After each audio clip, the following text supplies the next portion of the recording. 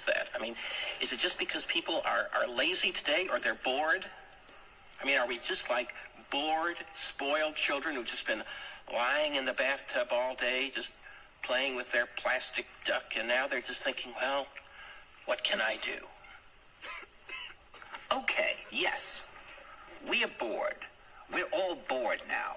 But has it ever occurred to you, Wally, that the process that creates this boredom that we see in the world now may very well be a self-perpetuating, unconscious form of brainwashing created by a world totalitarian government based on money, and that all of this is much more dangerous than one thinks, and it's not just a question of individual survival, Wally, but that somebody who's bored is asleep, and somebody who's asleep will not say no?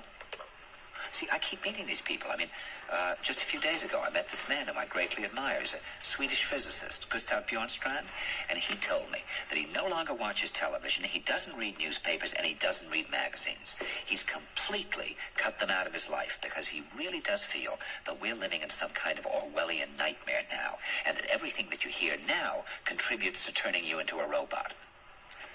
And when I was at Findhorn, I met this extraordinary English tree expert who had devoted his life to saving trees. Just got back from Washington, lobbying to save the redwoods. He's 84 years old. He always travels with a backpack because he never knows where he's going to be tomorrow. And when I met him at Findhorn, he said to me, "Where are you from?" And I said, "New York." He said, "New York, yes, that's a very interesting place. Do you know a lot of New Yorkers who keep talking about the fact that they want to leave but never do?" And I said, "Oh, yes." And he said, "Why do you think they don't leave?" I gave him different banal theories. He said, "Oh, I don't think it's that way at all."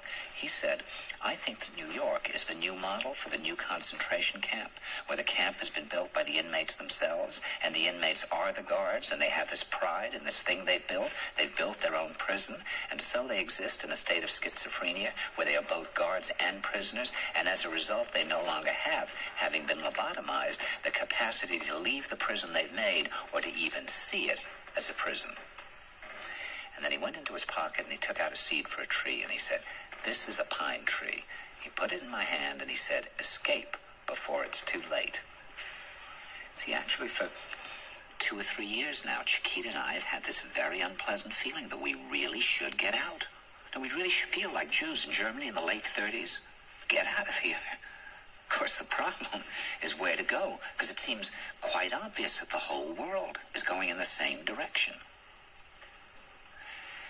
See, I think it's quite possible that the 1960s represented the last burst of the human being before he was extinguished, and that this is the beginning of the rest of the future now, and that from now on there'll simply be all these robots walking around, feeling nothing, thinking nothing, and there'll be nobody left almost to remind them that there once was a species called a human being, with feelings and thoughts, and that history and memory are right now being erased, and soon nobody will really remember that life existed on the planet.